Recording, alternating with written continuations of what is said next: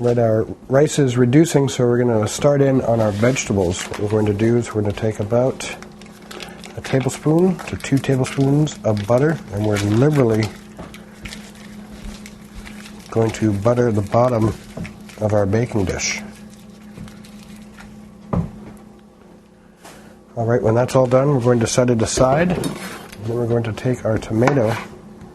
We're going to cut off both ends, and then we're just going to cut it into quarters like this.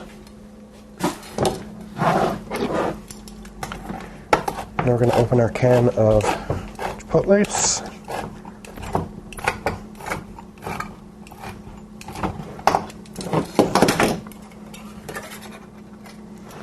And now we're going to pick out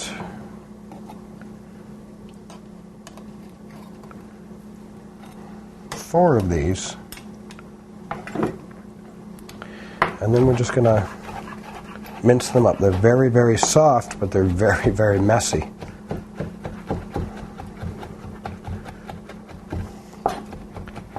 So we're going to cut them in pieces. We're going to leave all these seeds in, just a little bit of the juice.